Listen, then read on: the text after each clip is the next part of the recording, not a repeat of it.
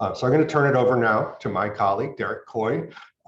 Most of you know him and love him. He is the powerful engine that drives the Foundation's veterans work forward. Derek was a sergeant in the Marine Corps and served overseas in Iraq. He's been part of the Governor's Challenge here in New York, really ever since it got off the ground. So remember to use the chat to send in your comments and questions. Thank you all for joining us today. I enjoy the conference, and Derek, please take it away. Thanks so much for the introduction, Dr. Sandman, and thank you all for joining us. It's an honor to be chatting with you all today about what is undoubtedly one of the most important issues facing the veteran community. As a veteran that has been impacted by veteran suicide, has personally struggled with suicidal ideation in the past, and has had the privilege of focusing my professional work on addressing this issue, I still find it rather difficult to talk about it. There's so much at stake. The severity of the topic is almost unparalleled. So I thought it might help to kick this conference off by having a discussion about just that, how we can talk about it. Of course, because the nature of this topic will be pretty heavy, might be, some folks might find it troubling or emotionally distressing. If anyone you know or yourself is having thoughts of suicide, please call the National Suicide Prevention Hotline, 1-800-273-8255. Vets can select 1 to be connected with the VA staffer. It's a resource I've personally used. It's excellent. I highly recommend keeping this handy if you need to share it with anyone that might be in need. And just to echo David, please throw some comments and questions our way in the chat box. We'd love to hear from you.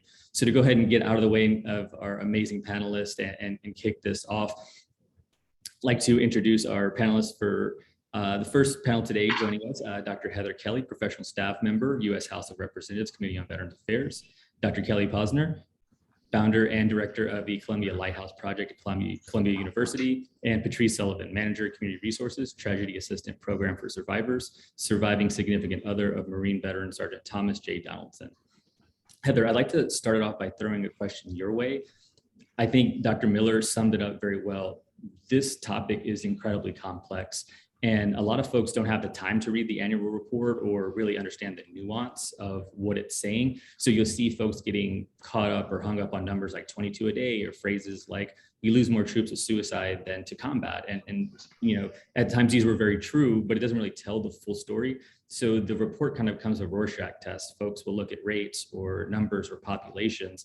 You've done an incredible job of breaking down this incredibly complex topics, like oftentimes in less than 140 characters on Twitter. So I want to throw the question your way. How do we talk about it? Do we focus on one group? How do we approach this large topic in a soundbite society where it's really tough to get into the weeds? Thanks, Derek.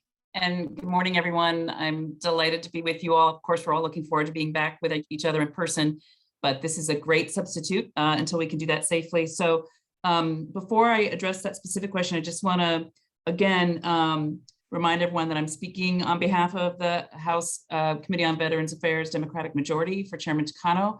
So I'm a little less Twitter twitchy than I used to be a year and a half ago before I came over to committee staff. For about 20 years, I ran, I'm a clinical psychologist by training, and I ran the Military and Veterans Health Policy Lobbying Shop for the American Psychological Association. And I came over to the committee, Chairman Takano hired me to handle the mental health and suicide prevention and research and substance use and pain portfolio for the committee. And I was delighted to, precisely because Chairman Takano thinks about the public health model of veteran suicide prevention, just as Matt Miller, you just heard from VA does, and certainly as I do. And so it's an incredible opportunity to be able to work on these issues of prevention and intervention and postvention within that larger public health model.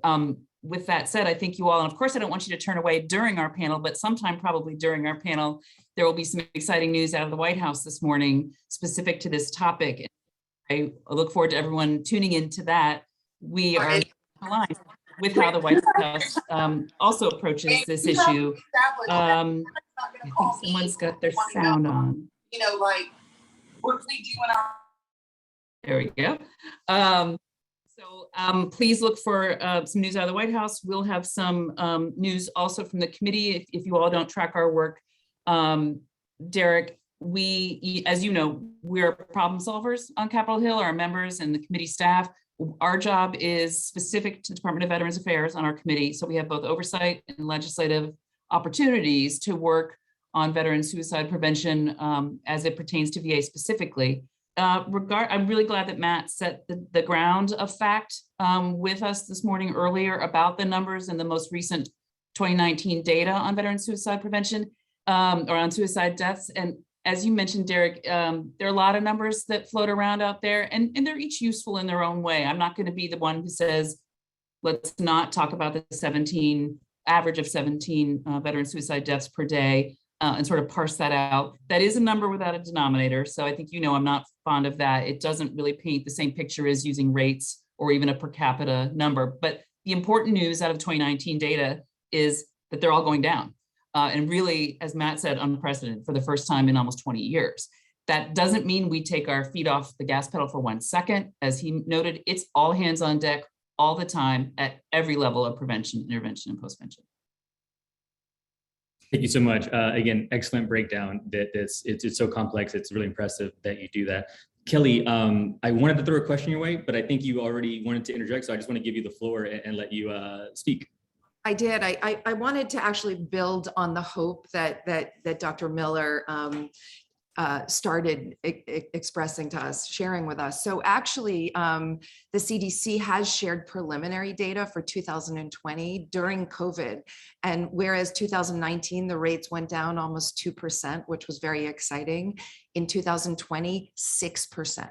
That's preliminary data, but talk about unprecedented and talk about hope, which what means, right? Whatever we're doing with identification and messaging and intervention is actually working. But the one caveat that is really important for us all to understand, that amazingly exciting decrease was with white Americans. Where we're still seeing increases are among our most vulnerable, particularly Black Americans, LGBT, et cetera. So we have to continue working hard with all the things we know, that we're going to share today of what we've learned works, how we're saving lives, so we can really, again, help our most vulnerable. But those are very, very exciting, reinforcing hopeful numbers. No, absolutely. And I'm here for hope. So I'm very excited. I think, of course, this topic is tough because of the severity of it, but I think it's great to again, paint a fuller picture and have a better understanding. And I think, Patrice, one way to do that, we talk about numbers a lot, and you have numbers like Heather mentioned, 17 a day, and that's an average, no denominator, we're throwing it out there. But also it's not just that. Historically, we used to say that one suicide would impact 6 folks. And that's there's no empirical data that had any evidence to prove that. There was research in 2019 that showed it's more likely to be around 135 people. And with that being said, I think those are the folks that you don't really hear a lot from and have a huge role in what's happening here. So my question to you is, how has this topic impacted you? Well, good morning. Can you hear me okay? Loud and clear. Okay, awesome. So veteran suicide has literally changed my life for the last 16 and a half years. A little backstory, my high school sweetheart, Thomas James Donaldson, he went into the Marine Corps in 2000 and served for 4 years, did 2 tours in Iraq, and came home in 2005. So, I went out to Camp Pendleton, and we drove the 5 days to New York. And honestly, we were thinking, if we can survive 5 days together in a car in a 2-door hatchback, then we can survive anything. So things seemed to be okay. I went back to college. He went back to our hometown, tried to get a job, and to his dismay, he's applying and they're all saying, well, you just have a high school diploma.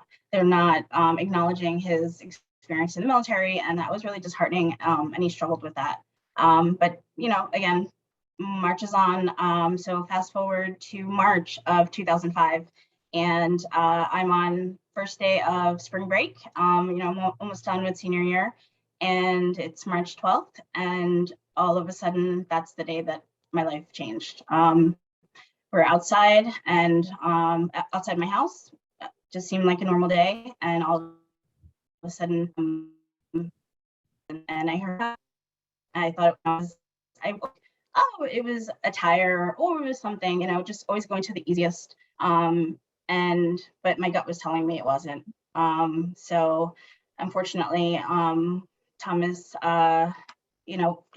whatever's going on in his mind, it was too much to bear. And the next, they airvaced him, medevaced him to the hospital, and the next day he was declared brain dead, and he was gone. So that was the day that really changed the rest of my life, for the worse, and now for the better, and through his inspiration and his memory. Patrice, I cannot thank you enough for sharing your story, for being who you are. The bravery that you have displayed is something that I can't de-link from you. Since I met you from our days at IAVA, you've been such a strong member of the community, and the hope that you have given so many folks, really unparalleled, and can't thank you enough. And I hate talking about this conversation. It's so tragic for so many people, but you've also gone on to help so many. So again, I appreciate it, and I think you have an incredible voice, and really can't thank you enough for joining us. I think hopefully we can use the story and stories of veterans and folks that have been impacted by this, in addition to numbers, to again paint that larger picture. And Kelly, I think again we're looking at a very complex issue. There's no, just suicide is very complex. The reporting, the research is complex. So I'm assuming there's not one thing that we can tie to suicide. So is it difficult to screen someone to know if they are at risk of suicide? Actually, we've learned that it's not difficult when we break down and address all the kind of misunderstandings that have been our barriers to identifying the people suffering in silence. So, and I wanted to mention, Derek, you said 135 people, right, are affected by every death. And these effects linger across generations because of that silence that follows. But again, the hopeful news, when we do something about that, we open up and we build resilience. And what we know is that 50% of people who die by suicide have seen their primary care doctor the month before they die. We have to treat this like we monitor for blood pressure or do vision testing, or we will not find the people suffering in silence. And by the way, when we're talking about veterans, we're talking about their families, their loved ones, their communities. Did you know that 2/3 of adolescents that show up to the emergency department who've tried to take their own lives are not there for psychiatric reasons? Again, if we don't make this routine, we're not going to find the people we need. But we have to go one step further, right? What we've learned is that many people don't ever get to the doctor's office. So Dr. Miller spoke about this public health approach, and that's so important. The VA and Dr. Franklin and the DoD, they recognized, these were the institutions that really recognized for the field why we weren't moving the needle, because we had to have a public health approach. So, there was an urgent memo out of the Pentagon that we must put this method of identification in everybody's hands, because most servicemen, let alone most people in the community, don't get to the doctor. So they tested that out, and they gave the Columbia to all Marines, to spouses, to legal assistants, to clergy. They had a 22% reduction that year. Then the Air Force took that to a new level, the only service to lower suicide. And that's what communities all over the globe are actually doing. And what's so exciting? Again, we've seen how this actually works. I want to tell you a quick story. I went to Connecticut. You may know that this method of identification is policy across all 50 states and agencies in most countries, and really and in those states, we've lowered suicide. Why? Because it's connecting the right people to the care they need and finding them. So I always say, imagine routine and blood pressure. So number one cause of death in construction workers. Okay. The unions have said, let's make the safety checks in the morning more than the hard hat. Let's make it the Columbia. I just gave the keynote to all United Steelworkers, right? And by the way, what's so great about that is that this also fuels the loss of purpose that veterans experience, that is so pivotal. So in New York City, Vets on Campus or United Steelworkers, the veterans are helping bring it to the rest of the communities, like another way to save lives. So what this moment really showed for the field is that we have to find people where they work, live, thrive, and learn. So I was going to tell you this story about this huge system in Connecticut that said, we gave it to the custodians. And this clinician from the VA said, exactly right. I'll never forget that case where the only person that vet spoke to was the janitor. And it doesn't mean he's ever going to need to ask these questions, but if it would be helpful, he'll be prepared to. And I'm gonna again tell you one other quick story. Kim Ruoko, you're one of the wonderful spokespeople for the Tragedy Assistance Program, tells a story. Her husband had untreated depression for many years. He finally went to he was a Marine pilot, went to his commanding officer who said, hey buddy, been there, take time, take care of yourself. But whatever you do, don't go on medicine and don't go on treatment because you cannot do that and fly. And he's no longer alive. And that is the stigma when it comes to medicine and depression, this biological illness that we don't treat like cancer, which makes people not want to actually use medicines. But the night that he was supposed to come home on leave in 2 days, and she got off the phone and something in her gut told her to get on that red eye. And when she got there, it was too late. And she said, if only I had had those questions, I would have known not to leave him alone in that hotel room that night. At least she would have had a better chance of saving his life. We have to empower every single person. People take their lives at home.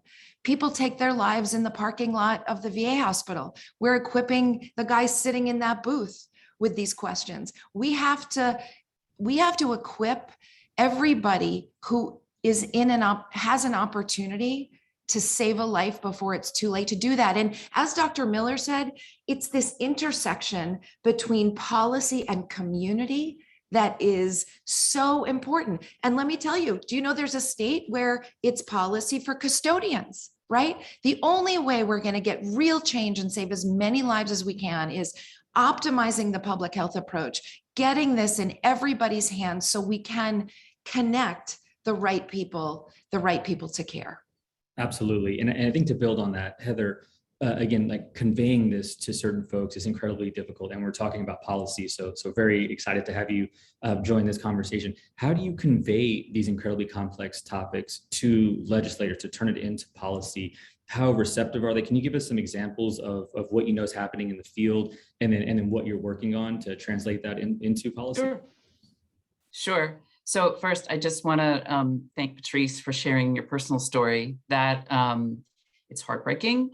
And at the same time that you have turned grief into sort of fuel for your own advocacy on behalf of other people's lives and other families' lives is remarkable.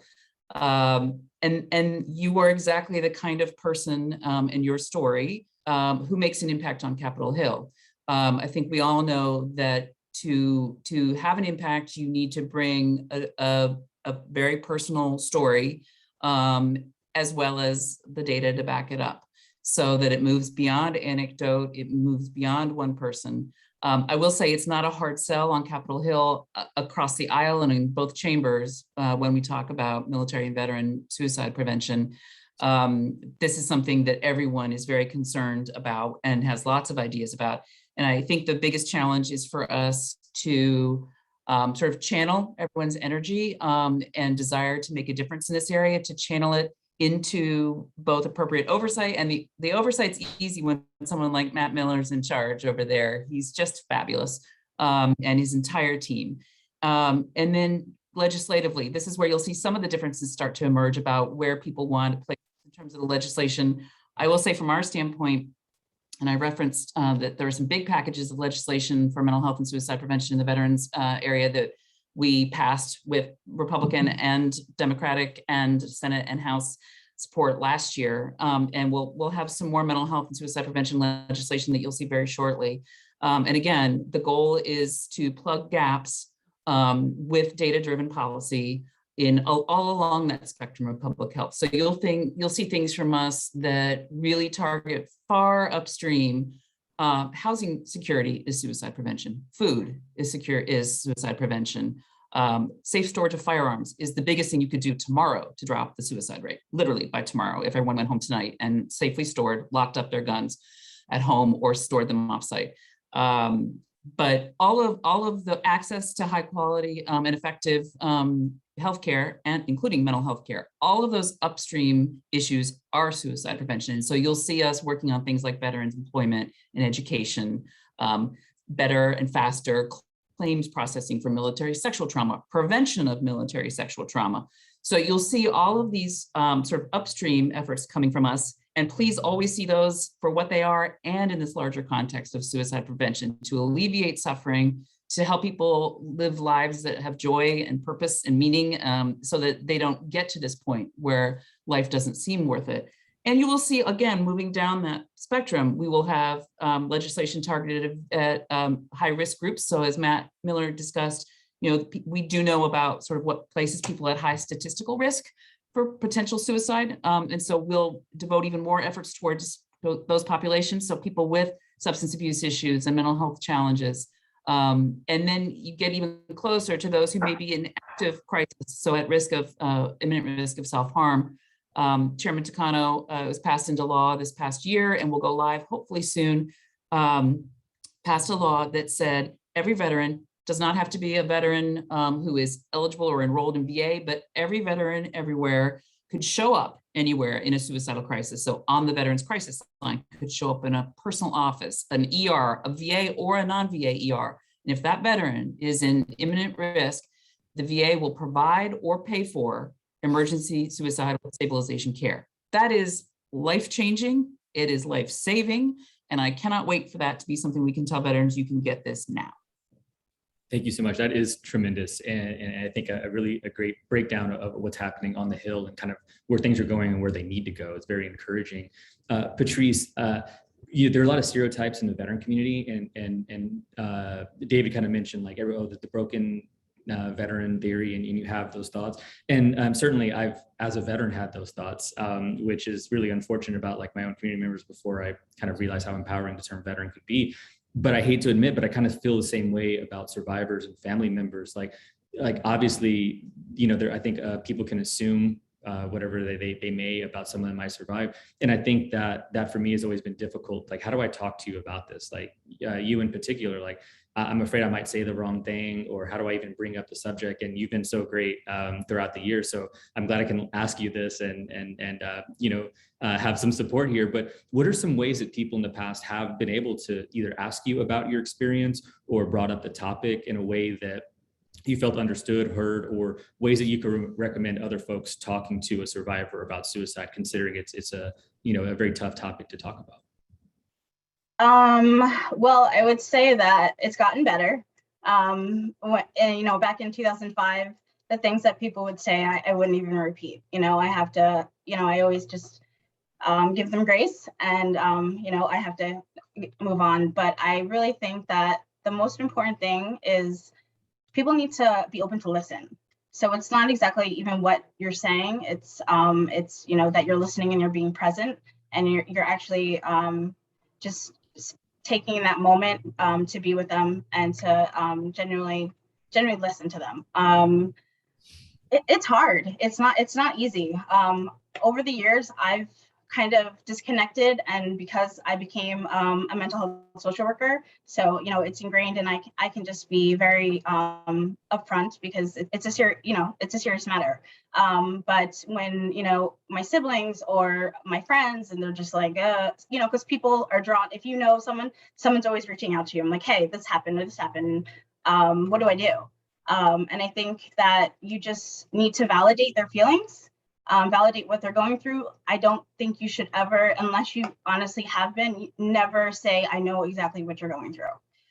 Never try to identify with something that you don't, because it's kind of self-serving, and it will make the person feel just even worse, I think. Because as a survivor, I'm also at high risk. And especially in those first coming weeks, that's all I could think of, is that I wanted to be with him. And it wasn't, you're just in a fog. So I think people also have to know that just because you are a survivor or you have knowledge of it. Most likely you have an experience from it. And also you need to be very careful on what you say. You know, again, some people are asking because they want to know, and they might sound ignorant or they might use the wrong words, and that in my capacity, that's where I can teach them, you know, or educate them on how to approach them. But again, it's, you know, you can say, are you thinking of killing yourself? And that's one of the hardest things to say to somebody. But you also, you have to be careful. And are you hurting yourself? Because I've worked at the VA, I've worked at suicide prevention case manager, and I know that when you're in that space, if they can switch it around, oh, I'm not going to hurt myself, but in their back of their mind, they think I'm going to kill myself. You know, so it's really tricky, but it's all the fact that people want to have a conversation is huge.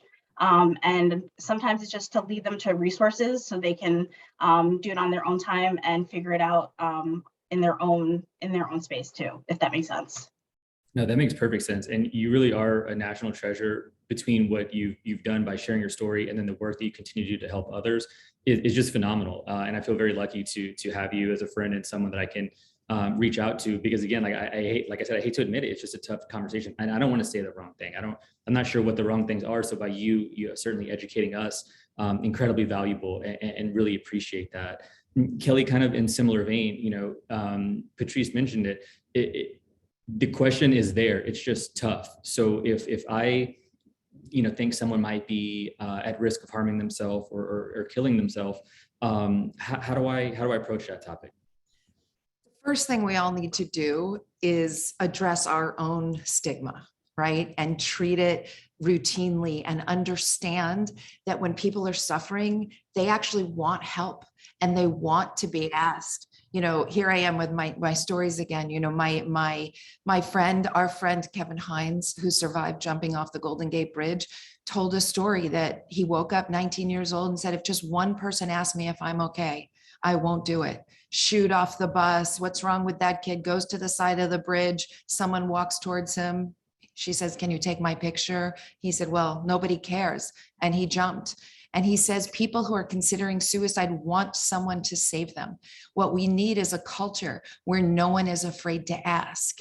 And so I say, you know, every policeman, every person, every family member, and where there are means everywhere. Do you know, that guy who goes up to the gun counter to buy that gun to hurt himself does not want to die, does not know there's help. And that gun shop worker also does not want to sell that gun to the person who's gonna hurt himself. So we've been working with the gun community for a long time. It was actually a VA that said, let's put little Columbias around gun locks. I hope when you walk into a CVS soon enough, you'll see this poster on the wall, right? The transit worker, people can have their lives saved up until that last moment. And it's the opposite of the clinical lore. People used to think, well, you know, I can't ask, it's going to hurt somebody. It's going to cause them to be suicidal. It's actually quite the opposite. They didn't know what questions to ask in the past. They didn't know what to do with the answers. So now we've solved that, right? And people are freed up to be able to help save someone's lives. And that is so critically important. And I just want to also say, asking, and now we have the tool, you know, we have the tool to do so. But the other thing it is we know that a common language is an intervention in and of itself. It builds cohesion, it builds connectedness. The CDC tells us that connectedness is one of the most important things we can do to save lives. And by the way, lest you doubt the importance of that, there was a study that came out that showed its opposite. Loneliness is equivalent to smoking 15 cigarettes a day, more lethal than heart disease or cancer. And this set of questions, for example, is more than a method to identify risk. It's a way to connect. It's a way to be there. And again, because I don't want to forget to say this, one of the things we've discussed on this panel, and Dr. Miller discussed, the other thing that's very helpful is having methods to identify what works and what doesn't, right? So the fact that across VAs, across states, you know, SAMHSA and NIMH said this, you know, the we've never had data like this with the Columbia Protocol to show us, right? What interventions are helping us save lives? How to identify the people most at risk? So, we can use that to do that as well. And I think that is, that's really important. No, it certainly is. And thank you for sharing that. Heather, something I'm wondering, I guess, again, to keep harping on kind of like these stats and these numbers, if we're going to say 17 veterans die by suicide each day, that's an average. Is that really, I think, covering the lack of more information? Because I think if we knew what days, what months, what seasons, I think that would be much more, I think, revealing. And the reason I bring this up, I remember pitching an editor about a story about, hey, the holidays are coming up, so it's likely more people might die by suicide. And they're like, yeah, that's a great idea. Go ahead and write it. And I started looking into it, and it turns out that's not the case. It's actually after. And then I took a step back and said, okay, I don't know what I'm talking about here, so I'm just not going to talk about it. But I think that really revealed that if we're looking at 17 a day, we're just going to stick on that number for now. Again, is that kind of not really helping if it turns out that the overwhelming majority on weekends or during a certain month, and we're not seeing that picture? Does that make sense? It makes sense. I wouldn't get that in the weeds about not that we can't talk about larger numbers and averages in order to be successful at targeting interventions. I think we do have, as Kelly mentioned, we have a lot of data, and we've had for a long time. Oh, sorry, I'm doing some caregiving, and my mother has a landline, so you're going to hear that phone ring. Why don't I pitch to someone else while I? Yeah, of course. No, for sure. No worries. Sorry, my mom answered. I'm back. Okay. So this is reality, right? Caregiving in the midst of full-time job. Absolutely. What I would say is, I'm going to go back to Matt and say to what he talked about. We have lots of data now, and a lot of it from the VA. It points to the importance of not doing expensive guessing. That the importance of research is that, guessing is expensive in terms of suffering, not just in terms of money lost and time lost, when we could be pointing veterans to things we know are more successful or helpful with, whatever we're intervening with. It doesn't mean that we don't fund innovation and look and throw everything we can at emerging data and emerging ideas, but it does mean that we learn from what we do know is working. Like Matt mentioned, the emergency room follow-up protocol that the VA has used, it is unheard of to see a 40% decline in suicide deaths, unheard of.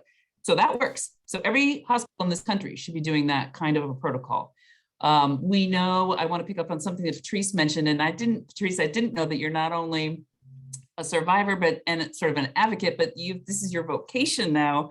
That is truly remarkable. But it reminded me of something someone dropped in the chat, which is VA's peer support programs and peer specialists, and the importance of peers, not just in the VA system, but outside. Remarkably successful, great data. And so one thing you'll see from us again, and I have to keep talking about legislation because that's my role in this, is at the policy level, and I'm not a clinician anymore or a researcher anymore, but I take everyone else's science, is that we are going to look, we have legislation to advance expanding VA's peer support and peer specialist program, and especially so that women and veterans of color can see peer specialists who look like them and have experienced things that they may have in common. We have to see, and this is one reason why I love my boss, Chairman Takano, everything we do is within a health equity and an equity lens. And I think Kelly made that point earlier. And so I'll just double down on that. The other thing I wanted to mention, because we're at a Governor's Challenge event, is that I'm really excited that I got to work with the chairman on some legislation we'll also hopefully move this fall to expand the Governor's Challenge program in two ways. One is that we will ask VA to treat tribes as they treat states. So tribes are sovereign nations. They demand the same respect. They should get the same respect from VA in terms of being included in the Governor's Challenge program, a very successful, obviously, state-based for now, veteran suicide prevention program. And tribes also cross state borders. So they shouldn't have to wait to be invited into a state's Governor's Challenge program. They should be treated equally. And the other thing that we want to give VA the authority to do is to spend money, not just on what they do so far with the Governor's Challenge, the tech assistance money, the convening money to bring state teams either virtually or in person to DC and train, but to give VA actual implementation money in the Governor's Challenge Program, so that when when New York comes to them and says, thank you for helping us develop the team that developed this fabulous program for suicide prevention tailored to the unique needs of New York's veterans, VA can say, that's great. Now you can also compete with some of the other states and tribes for actual money to implement your proposal. Because as you all know better than I do, you have to go find the money to do that, either at your state legislature or philanthropic organizations. And VA really needs to have the money to be able to help you all turn around and actually implement those ideas. So I got away from your data question and slid into legislation.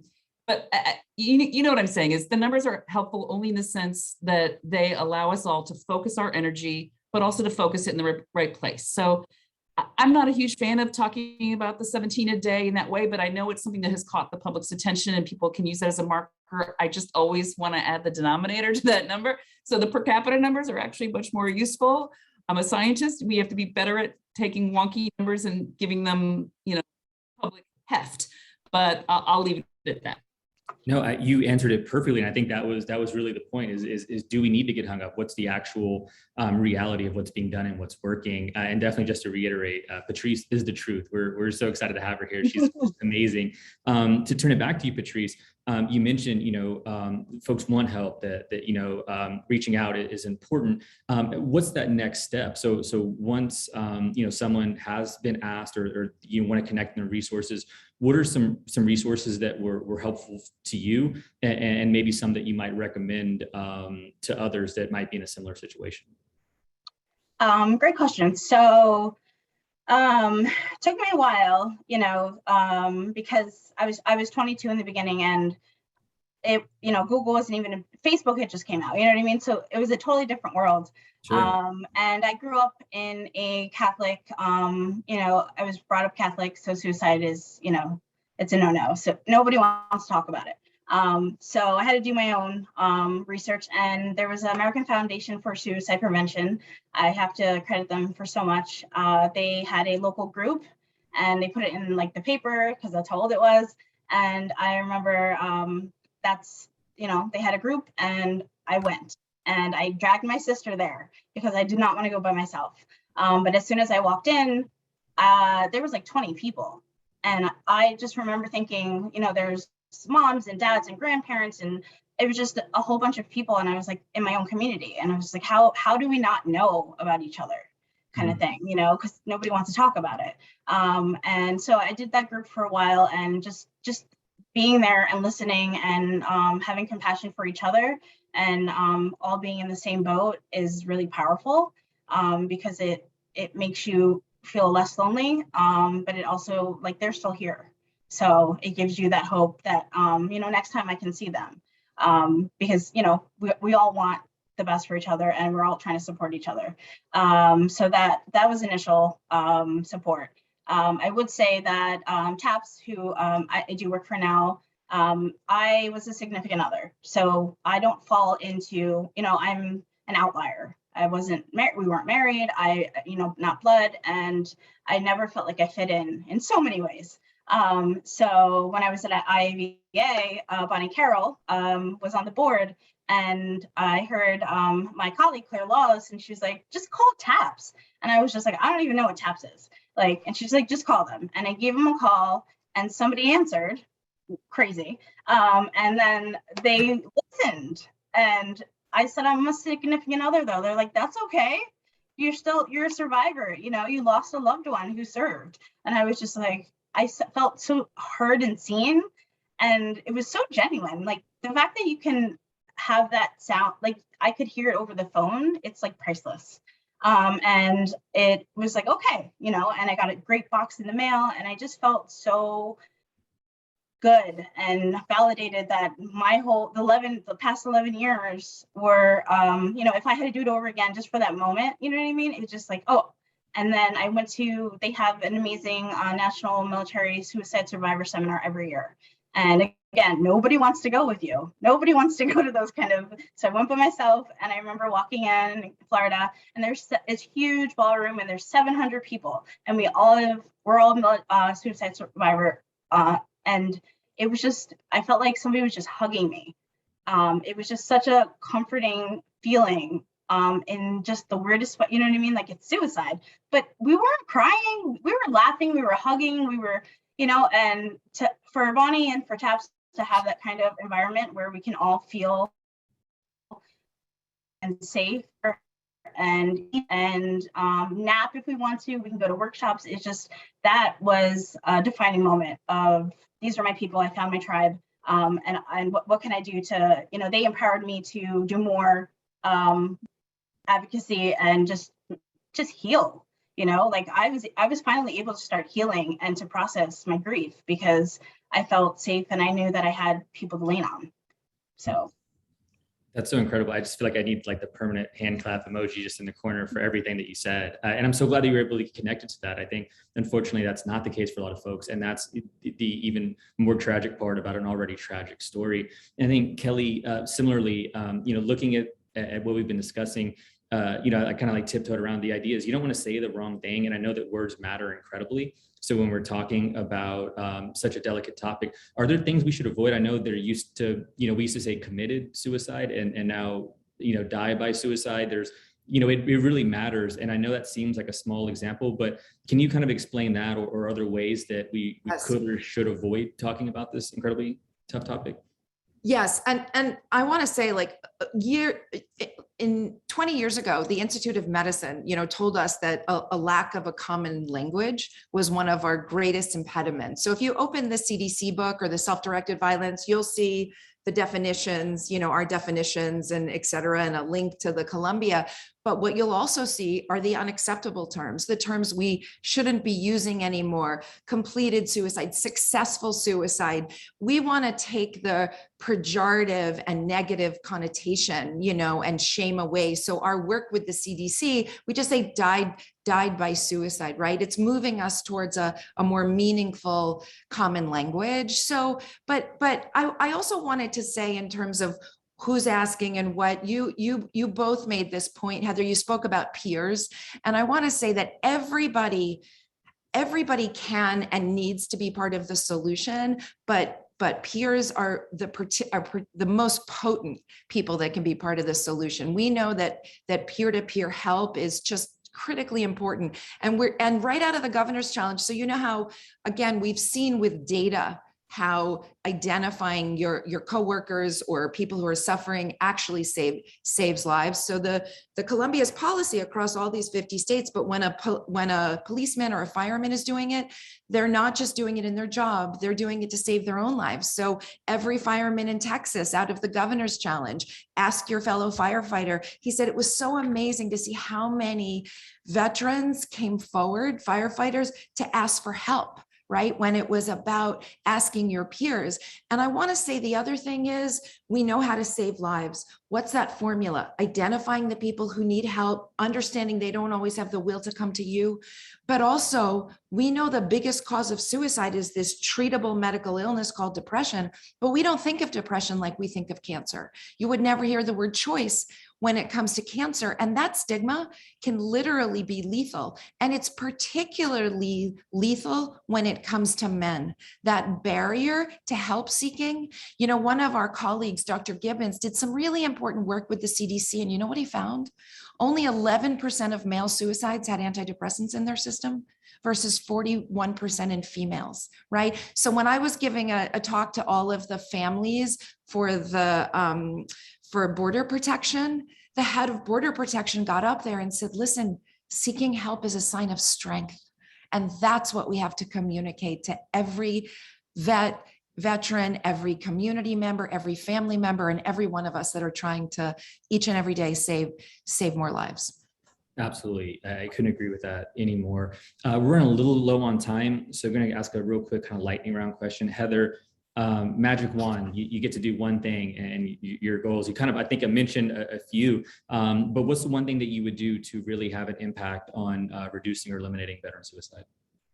So the biggest thing we could do right now, and I mentioned this earlier, but it is a magic wand backed up by a lot of evidence, is lockup firearms. We know the military and veteran community has them. We respect it.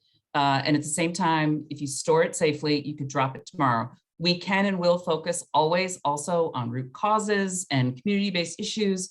And yet we cannot always prevent someone from feeling distressed, but we can almost always prevent them from dying from it. Absolutely. Patrice, similar question. If you could change one thing, and especially with your expertise and your experience, what was one thing that you would change to have an impact on this issue? I think that we all need to be a part of the solution. So, you know, my family, our community, we need to start having the conversation and continue the conversation. And, you know, they have assists, they have all these programs in the community, and some are funded, and we need to increase the funding. But I think that we need to dismantle the stigma, and just really just infiltrate everyone into knowing, you know, just the basics. And I think that when they find the basics, they'll find the need to know more, and to know that what they're learning is going to save lives in general. So just across the community and the population. Absolutely. Kelly, similar question.